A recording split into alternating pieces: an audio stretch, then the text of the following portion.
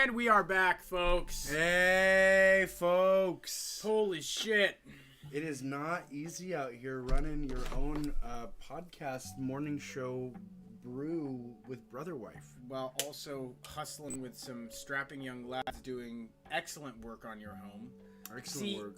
Fantastic I saw these cable wires and I thought, take them out. Take them out. Wait, you told him to? Well, I don't know. Because I saw him just taking wire and I was like, oh, that must be something they talked about. Yeah, so we did, but the whole time he was like, this cable box, it should go.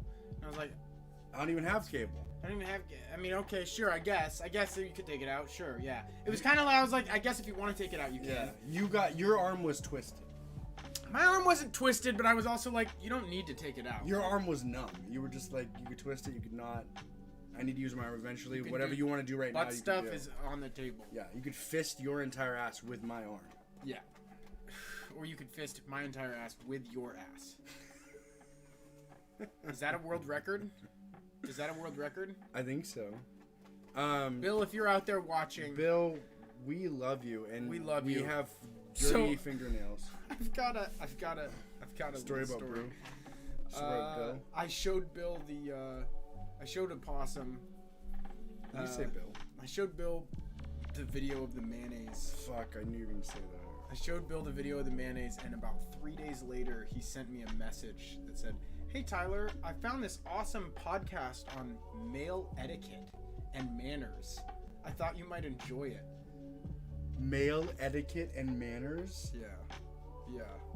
Oh my god. Yeah. Okay, wait. And I was like, This is. Can I say? Sure, this is sure. Tyler's father-in-law, Bill. Now, here's the thing. There's no evidence. There's no hard evidence that the reason he sent that was in relation. But did he say anything about what? Okay, why did you send it to him first of all? I didn't send it to him. I was there at their house with Allison, and it got brought up, and we were discussing it. How did it get brought up? I think Allison probably kind of brought it up a little bit. They shot mayo into their mouths for maybe it was me. I was feeling a little frisky this last visit. I was feeling a little You were frisky. like, fuck it. But then I was like, we're talking about it. I might as well air the dirty laundry. Here you go, Bill. Here it is. Yeah. So I showed it to him, and he. What was his face? Did you look up at his face? His face was oh my gosh. Whoa. Kind of like that. That's what we want. That is kind of what we want. So it was a successful showing of the mayonnaise scene. Okay. And so then, how quickly did I thought, this is fine. But then I get this message 3 days later, and I'm like, male etiquette. Did you listen to it? No, I haven't listened to it, and I didn't respond either. Oh, can we pull it up? I'd like to see some of the what it says. Sure, yeah. Etiquette. Do not no cum like substances. No cum like substances in the mouth of a respectable man. No man shall not wear nigh gimp mask in public. Okay. If he does wear said gimp mask in public, he shall not show the video footage to his father-in-law. The charge to be well-mannered, to treat others with civility, kindness, and respect is perennial. That's really close to perineum. Yeah. Does anyone here know? That's really close to frenulum. That's really close to frenulum, and that's all really close to your boot hole. I don't know what the fuck you're talking about, Bill. You're talking about frenulums to your son-in-law. Perennial. But the rules for how to carry those manners into action, the rules of good etiquette, change over time. Okay. Given all the cultural and technological changes modern society's experienced, it's not always easy to know the best practices for a contemporary gentleman. Okay. Here to offer some guidance on that front is Thomas Farley. Oh. Okay. Oh, what does Thomas have to say? Oh, wait. For some reason, I thought Thomas Farley was Chris Farley.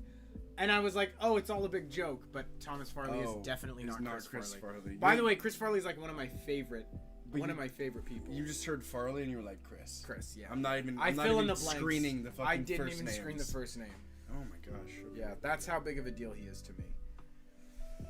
Today on the show, Thomas offers some answers to frequently asked questions around modern etiquette, including when to send a handwritten thank you note, which I think I maybe have never done. I think I've maybe never sent a handwritten thank you. I've done some thank yous. It's nice. It's a good feeling giving it to somebody, and it's a great feeling receiving one. Sure, it is. One time I received a note that just said, Jeffrey, thank you, and then thank you, comma, Nicole. And I was like, wow, that say less. Say less. That really meant a lot to me. You don't have to say that much. You just have to say something. I'm gonna thank you. Thank you. Nicole. Your name also has to be Nicole. That's really nice. Yeah. Your name does have to be, if you're going to send thank yous like that. If you, man, woman, non-binary, just go with Nicole. It works every time. Trust us. So. Welcome to viewers. We love you. Thanks for hopping on. We had a little bit of internet shenanigans. And by internet shenanigans, we mean somebody literally tore the fucking internet wire and TT, out of our wall. TT fucking MacGyver. I did MacGyver it. Excuse me. People might not know, but this boy. The 2 viewers are gone. That was a quick turnaround. That's too quick. I shouldn't have said anything, but that was too quick for my taste. Oh my gosh. See, I thought we were about to pop off. I thought we were going to be too strong. Ugh. When you see that 0 viewers, folks, it takes a toll. It does. It takes a toll. All right, keep going with it. I don't know. We should maybe we should pick some of our favorite moments out of this and respond to it. Yeah. Skim. There's nothing. Okay, so whether no problem is an appropriate response to thank you, if it's okay to ghost someone, how to deal with our ever proliferating and out of control tipping culture.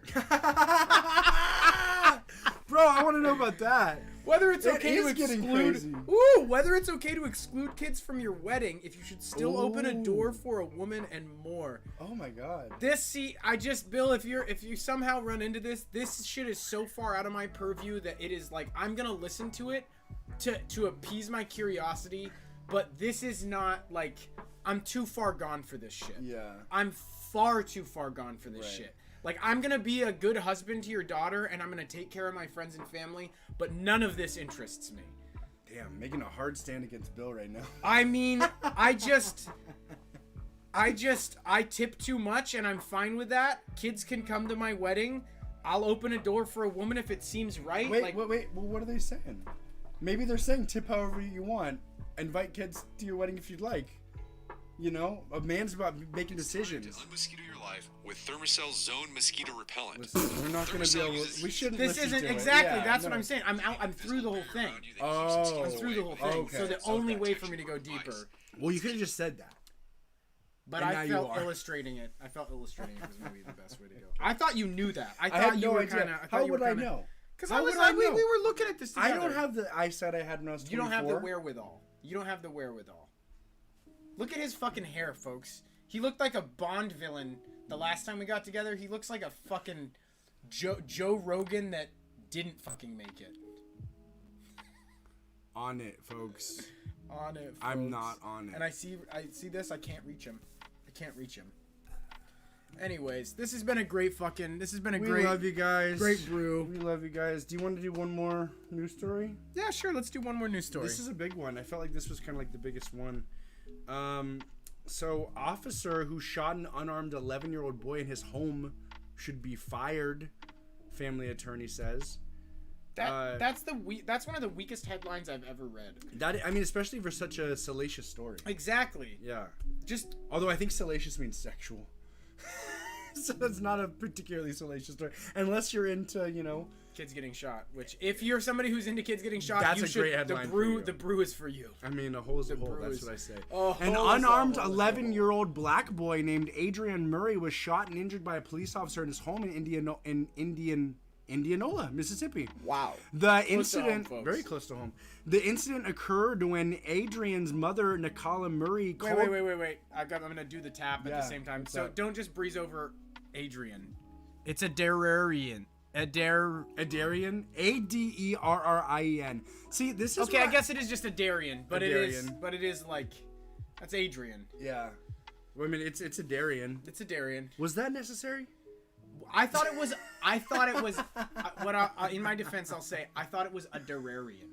A Dararian? I misread it from a distance and thought it was a Dararian, and I was gonna really flip it some shit. Okay. When you were reading, like, am I on thin ice culturally right now? No, you're great. Okay, you're doing great. You're doing great. The black folk, they love to give their children a great, unique name. Honestly, my kid's name is Lupin. I fucking am fully in support of that. I went to school in Virginia where there was 99% black people, and there was a bunch of fucking like names. I mean, There was Lamangelo. There was fucking Lamangelo. There was DeAndre. There was Lamangelo. Sounds like a Yu-Gi-Oh or like a villain from a series I would watch when I was a kid. Yeah, like a mid-90s cartoon series. There was crazy shit. Lamangelo. Yeah, there was Lamanjamon. I'm trying to think of any other names. That's the reggae version. Lamanjamon. Sure. Lamanjamon. Anyway, if you're black and you have a kid, there's a likelihood they're going to give it a unique name. And there's nothing wrong with that, culturally saying that. There's not. Because I had a... So I was on thin ice and he just saved me. I saved you. Yeah. I was thinking about my buddy Jesse, like 10 years ago, he was about to have a kid. And he was like talking about like doing the black thing, but with like white names. So we were like, what two like white names could we like? Because a lot of times black people like mix like two names together and make a new name. So we were like... Could we do like Patthew? Like Patrick and Matthew? Would that be good? Like okay, but I mean, I think isn't that kind of what black folks do? That's what I'm saying. But yeah. So then you guys were just doing what the black folks do. With white names, though. But they do it with white names too, don't they? I mean, maybe like Lamontre. That's like a mix of like Lamont and like Trey or like DeAndre or. I guess DeAndre, yeah. You get into recursive black names at a certain point. Yeah, you're in this day and age, we're into like recursive. We're into like fourth stage. Yeah. It's a beautiful evolution. Nakala Murray called the police after feeling threatened by the father of one of her other children, according to attorney Carlos Moore, who represents Nakala Murray. The situation escalated after two officers responded to the call. Sergeant Greg Capers, who is black, allegedly yelled for anyone inside of the house to come out with their hands up. Adarian, who had nothing in his hands, walked into the living room and was shot in the chest by Capers. Adarian suffered a collapsed lung, lacerated liver, fractured ribs, and required hospitalization for 5 days. The Mississippi Bureau of Investigation is currently examining the incident. What say you, TT? I've got some notes here, but what say you? It's just stories like this that make you go, there's a real fucking problem. Yeah. There's a real fucking problem. I mean, it's... How in the fuck do you just auto-fire on an 11-year-old with nothing in his hands? Was this 11-year-old like 5'7"? Like, was this 11-year-old like the size of like a fucking man or something? Like, how do you make that mistake? You would think as a police officer you'd have a little bit more trigger discipline. Like there's a news story about an autistic guy who had a fire truck and it was shiny and it kind of looked like a gun and they shot and killed this autistic guy who was having like a meltdown. Wait, that was like literally on It's Always Sunny, I think. No. Well, no, but I think like life imitates art imitates life. Did they do that? Okay, so that actually happened. Wow. That actually happened. In that case, you're like, the cop needs to. He's obviously not capable of having a fire. But there's at least a part where you're like, I guess I can kind of. You got freaked out. You thought a gun. Yeah. But in this situation, what is his fucking defense? Right. You just shot an 11-year-old in the fucking lung. Yeah. I don't know. It's just there's no defensible stance on this one for me. I mean, what do you say? You know, what would you say to that young officer? Whoops. Yeah. So it was pretty rough out there, I would say. Mississippi Bureau of Investigation announced Saturday that it's examining the shooting, as it does most shootings involving law enforcement officers. And say most shootings, not all. The Bureau said a person younger than 18 had received significant injuries after being shot. Yeah, it's a bloodbath out there. It's notable that the officer who... So what I have sometimes, I have ChatGPT just give me noteworthy things. Use ChatGPT. It's notable that the officer who fired the shot, Sergeant Greg Capers, is black, which adds complexity to the incident and raises questions about the circumstances and motivations involved. It doesn't change anything about the fucking situation. Well, that's just ChatGPT. I think if he was white... I mean, in the news article, they did go... Who was black, which they always do. They always go, who was white, who was black, who was Jamaican. Who was Jamaican. It doesn't make the situation any more complex. If he was white, then I could see this really going to, like, you know, into a frenzy state. But if anything, it decomplexifies the situation. Not from my standpoint but at it's all, just like, okay, from a culturally acceptable most likely wasn't a racist thing. It was just a bad cop. Yeah. Not necessarily a bad cop who happens to also be racist. Sure. Maybe it's a racist black cop. Who knows? There's racist people out Have there. you guys ever seen... Have you ever seen a racist God, it's so black cop? crazy. It's so crazy going back to the shit we used to watch when we were kids. Like, when I was 8, you know, I was watching Dave Chappelle, but have you ever seen the blind racist Of course. skit? Yeah. You know, it's like, I guess maybe, was he a blind racist cop? I mean, that's why he shot the 11-year-old, because he's mostly blind. So that's a problem. We should really be giving better vision tests to our folks that are on the service. Maybe he was gun blind. He was gun blind. He has to assume everyone has a gun because he can't see guns. He was like, better safe than sorry. Better safe than sorry. I'm protecting Indianola. This is the 72nd unarmed shooting that Craig Moore But has. for those 72, 5 of them did have a fire truck. Oh my God! See, now we're ramping up. We got 3 viewers. Now I feel like we should just keep going, baby. So I entered and competed in the Seattle Pun-Off. Oh my God, he did, folks. I entered and competed in the Seattle Pun-Off, and it was a good time.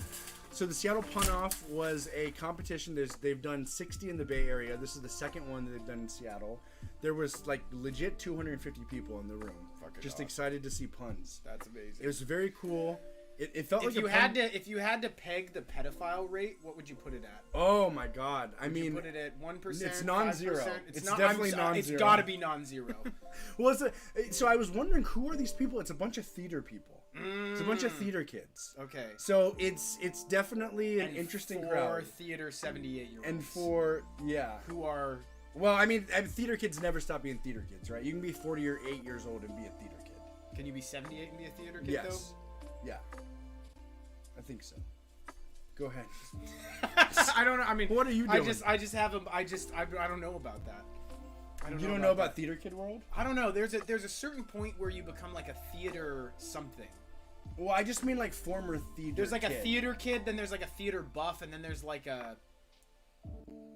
I mean it in the same way as like he was a band kid, right? You're always going to be a band kid. You were in band, so you're a band kid. I guess we have a difference of opinion there. I was a band kid. Yeah. But you're not. Yeah. There's something. There's when you hit that, like if you're wearing a nice dress jacket and you have a red tie and you've got the hair looking really good, at that point I go, he's no longer a theater kid. I feel like you have that in you, right? You have it in you. Like everybody going to the Pun-Off, not everybody, but a lot of them you could tell had a background in theater, and you could just sense a vibe. I feel like you're dancing around to the percentage of pedophiles at the Pun-Off. No, I'm not. I'm just like, folks, do you know what I mean? Like, once a theater kid, always a theater kid. Once a band geek, always a band geek. You never forget how to ride a bike. Once a, you never forget how to groom. It's like, they hung out in that group in high school. That's who that, like the people that you go to, Silicon Valley or whatever. They were a certain group of people. Yeah, you're classifying these. You're not wrong. I'm semantically crucifying you. You really are. I'm semantically crucifying you. You interrupt my story. You semantically crucify me. You had a great point with the pedophile thing. That was funny, but then you didn't just let me live. I'm so sorry. Now I have one more thing, and then you can run free. Okay. What I'm imagining now is that the entire Pun-Off is actually one. Whatever you're, I guess it's a theater kid, but it's a 78-year-old theater. Theater kid, theater not kid, theater kid. Whatever they are. The whole thing is he just has this Pun-Off to get the best punter, and then he takes them out to dinner and grooms them for sex acts. So the whole Pun-Off is just a salacious. We're gonna use that word right this time. Tyler has a very tenuous understanding of Pun-Offs and pedophilic grooming, and that's good. That's a good place to be. Okay. But I don't think maybe he doesn't bang him till the next Pun-Off. I barely even know what you're saying. It's like the night before. It's like you barely even know what I'm saying. The night before the next Pun-Off, he grooms him for 355 days. The night before, he gets him together for an anniversary dinner. Who is I don't know yet, but I'm gonna find out. I'm gonna fucking find out. I just wanted to tell my. You heard it here first. I'm so sorry. This is the hardest SS that's maybe ever happened. It's okay. If you're gonna SS Spotlight still, if you're gonna SS, make it worth it. If you're gonna SS, fucking SS. I think I did. Folks, comment below if you think he SS properly. What does SS even mean again? Spotlight Steel. Spotlight Steel. Spotlight Steel. Which also is the Schwanstica, the German. Oh, SS, yeah. What are they? Select Service? Secret Select? That's like the Safeway's really, really good brand. It's so good they only sell it to 90-year-old Germans that made it to Brazil. Right. Secret Select. It's the Secret Select oven baked. Oh my god! They have a special ingredient, but we can't say it live on air. We're not allowed to say. There's not much left out there. The Auschwitz sandwich. Yeah, something along those lines. The Auschwitz Ashwich. The Ashwich. The 6 million flavor. Oh my god! Hoagie. Oh my god! Oh my god! Like, you know how KFC has 11 herbs and spices? Yeah, 6 million flavors. Spices. Oh my fuck! It's like an everything bagel gone wrong. Everything bagel gone wrong. Okay. Everything bagel gone Seattle genocidal. pun off. I did the Seattle pun off. I was not expecting to win because, you know, I'd never pun offed before. I didn't even really know how it worked because I was like thinking it was gonna be two people always against each other. But what's that? Did you fucking win? I didn't win. Okay. I didn't. For a second, I thought you were about to fucking pitch an underdog story, and then having not told me, tell me you were gonna win. No, because you said I didn't think I was gonna win. But could you imagine if I would have, and then you fucking? The thing is, I wouldn't put it by you. I wouldn't put it by you. Thank you. Yeah, of course. You, I mean, I was happy with how I did, honestly. Yeah. So the way it worked was, we had 8 people. There was 8 people, and we just stood on the stage, and we each had to say a pun based on a category of things. So, like, the first one was sweets. So then somebody says, one of mine was like, I scream when I hear a great pun. I scream, Another person was like, I sing when I hear a good pun. Or, like icing on top of a cake. I sing. I'm blanking on some. There were some, like, pretty good ones. But a lot of people, had done pun-offs before. Like, one guy flew in. He was an hour removed from landing on the plane from being in the national pun-off in fucking Austin. Oh, yeah. Did he win? So I got through the first round. And I felt pretty good about that. I had some pretty good puns. What numbers do we have there? So how many people were in the contest and how many people left after the first round? So it was 8 people total. And then 2 people were eliminated in the first round. Okay. Then we broke in, of those 6, 2 sets of 3. Okay. Then there was 1 winner from that set of 3, and then the winner went to go. Pun off. That was the pun off. Pun off. So I made it past the first round. In the second round, I was in the group with the guy who fucking won the national, or he came in 3rd in the national pun off in Austin, literally earlier that day. Jesus. So I was in with him, but I was hanging with him. Really? People were text voting, and somebody in the text called me a dead ringer. Like, I had fucking pun props. What? I was literally getting, like, fucking good ass, like, crowd. Oh my god, man. I was actually, like, hanging with the best of them. So did you get second place in the 3-man bracket? I got second. I mean, there was no second place that they, like, announced, but I'm pretty sure I got second place. Because there were a bunch of people that were like, so then you either placed 3rd or 4th. Some people were like, you got it stolen from you. Like, you should have, but I'm happy I didn't, because I would not have won the final round. Really? It was some brutal. And the category was portals. Making puns on portals. Which I guess you can just say is anything that gets you from point A to point B, or like they were using windows as a portals. Yeah. But that's not what I consider portals. Yeah. I was like, portals, the video game Portal, like Time Portal. Yeah. I was thinking of like some men that are short are very, rich because they feel like they need to, compensate for being short, and other guys are just fine being poor tall. That was what I was gonna say, because I'm like, that's fine. You needed to shorten up the beginning, though. Oh yeah, but I mean, it's what's your best pun? What was your best pun? So for the sweet one, I had said something along the lines of, and it's hard because you're thinking of puns as people are saying their puns, and you're like, please nobody use the one I'm about to use, because you can't use the same one. So your position in the pack. My position was last. Oh my position was fucking last. Oh my. So God. I was kind of not in a great spot, but I made it through. And one of them was, so the category was sweet, and I said, and so you just have to like make puns on sweet things, basically. Mm-hmm. And so I was like, my grandfather and I had a tradition growing up that, if you made a wish by the time you finished eating a Tootsie Pop, that your wish would come true. We called it a lick wish. licorice and Tootsie Pop. Oh, Jesus. I feel like for thinking of that on the spot in front of 200 people. Yeah. Wait. So, and what was the subject? Sweets. Yeah. Okay. And then another one was, I was like, you can't deny. There's a lot of talent up here on the stage. Can't deny. And then I was like, you know, this is getting really, this is a rigorous competition, but hopefully there's no banana split decisions. Okay, you know, things like that. Fuck. Is there a recording of it somewhere? There is going to be a video. Yeah. Okay, There was a videographer that was doing all kinds of shit. We should take that. We should actually run it for the. We should do something. I felt good though about how I performed. Like, it was really one of those moments where I was like, fucking dang, okay, cool. I operate under pressure. Yeah. I got some good. I had my drink with me, so I don't know if you know Ron White, the comedian Ron White, but I felt like the Ron White of puns. Did you know that he's actually 16 months sober? Wait, really? He's 16 months sober. I just watched an interview with him. He went and did a big ayahuasca trip and then just quit drinking entirely. Yeah. Good for Ron White. Yeah, and he's a big fan. He's a huge fan of mushrooms now too. Wow. Yeah. You know about Ron White? I mean, I loved Ron White when I was really? a kid. Yeah. Oh, I loved Ron White man, when I was a fuck kid. yeah. I felt like Ron White up there with my little drink. That's the thing. Fuck sober Ron White. Yeah. No. Sober, I drink a non-alcoholic beer. I need that good Ron White. So yeah, you know.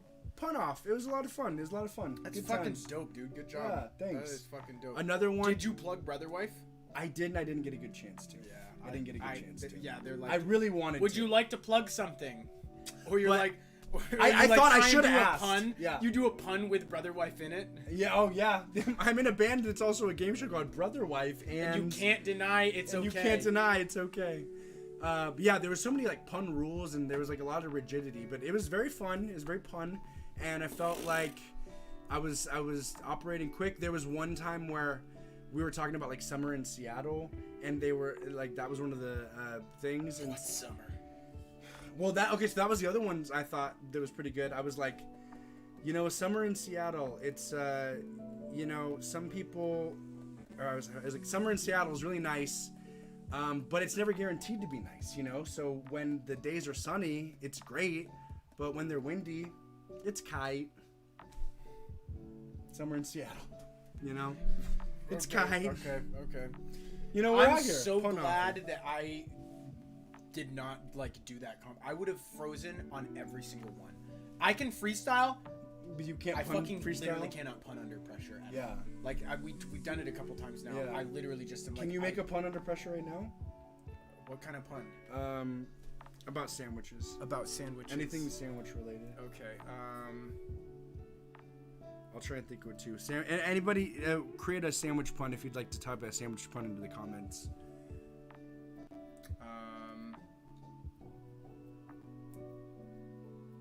I went to, and I'm not sure if this is where it originates, but I went to Greece for a couple weeks. It was great. I met a lot of people that I liked.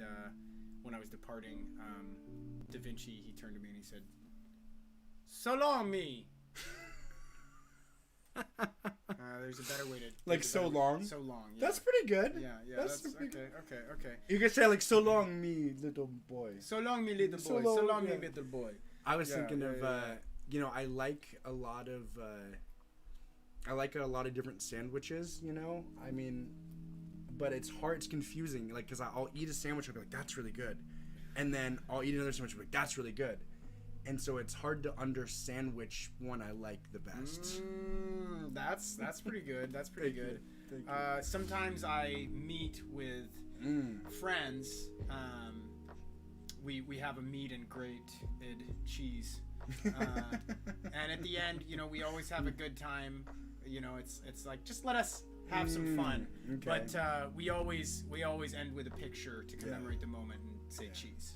That's nice. Well, sometimes it gets crazy though, because like we get in fights and I'll get so angry that I'm like literally seeing bread. Okay.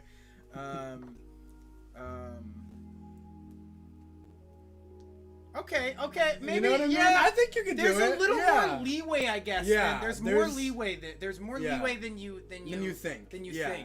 That's why. Yeah. It's you kind of have to be there to understand the flow of things. Yeah. Because like, you know, yeah, you know, some, like when he said summer in Seattle, I was just like, some of them are like really easy, like, you know, So for me, being summer in Seattle is all about being on a boat. Okay.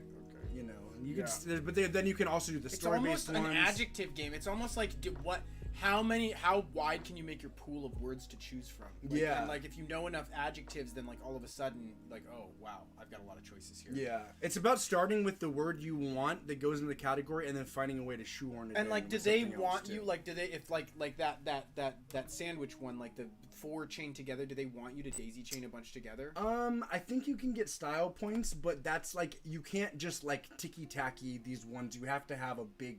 You gotta have shebang. one that. So okay. Like with mine, with the Tootsie Pop, like the Tootsie Pop wasn't it? It was the Licorice. Yeah, you know, totally. You gotta have, but the Tootsie Pop helps. But you gotta. Sure. Okay. Another one I said for summer in Seattle was, you know, some of you guys might not know this about me, but I actually used to be a thief. I would go to lakes and I would steal people's jet skis. They called me Jet Ski James, and people liked that way more than I thought they would. Like Jesse James, the famous robber. Oh my god. That one got a big fucking pop. I didn't even get it. Oh. Yeah. Jesse James. Yeah, I was gonna say I steal jet skis from rich people and give them to the poor, but I was like, wait, that's fucking Robin Hood. That's Robin Hood. Fuck, stupid. That's fucking close. Yeah. But it was a good time. I think I'm gonna do the next one. I kinda wanna try and win. I think I'd like to try and win. I think I could. Yeah. I think I could. We could start doing some pun shit on here. Yeah. We might as well. I mean, 30 seconds of punning and then maybe you guys could follow my journey to be the best punter in Seattle. I think I could do it, you know? I think you could do it. First time I made it to the semis. You're the most savage punter I know by a long shot. Thank you. There's some fucking great punter. Like, again, I will reiterate, I would not have been able to hang in the final round. I would not. I'm excited to see the video. I'm excited to see the video. There I'm gonna show you guys the video too. There was a chick who fucking, because the one of not the final but the second final, it was celebrity names, which I would have done so much better with. Other than I got summer in Seattle, I would have done way better with celebrities living. But somebody the category for the other group was celebrities living, and this one chick, I can't remember exactly what it was, but she strung together something about like liking to travel in Norway and going through the Harrison Fjords for celebrity. Okay. And I was like, she ended up winning. She was fucking Deb. Shout out Deb. Shout out Deb. Yeah. Shout out Deb. Shout out Deb for the Seattle Pun Off. Second monthly. Second monthly? Annual? Monthly? I think it's 2 monthly, yeah. Oh shit. Monthly pun off. So they do it again in a month. Well, they did one for May 4th and this one, maybe fucking 3 weeks, I don't know. Jesus but I'm Christ. Like on the ground floor with the Seattle Pun Off. Like I fucking am like homies with the guy.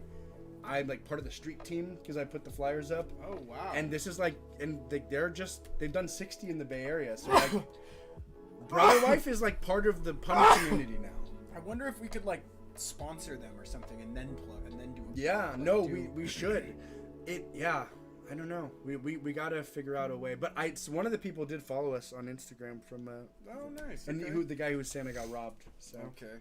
And other people were like, I voted for you. It was cool. It felt nice. It felt nice. And I've never performed in front of 250 people like that in like an adult setting. We've been in a band for fucking 10 years. I know. And he goes to one fucking pun off and performs for 65 pedophiles. Dude, here's the thing. Biggest boner in the Here's the thing. Universe. We need to start flyering because his main thing is flyering. That's like 90% of how he gets the word out about the pun off.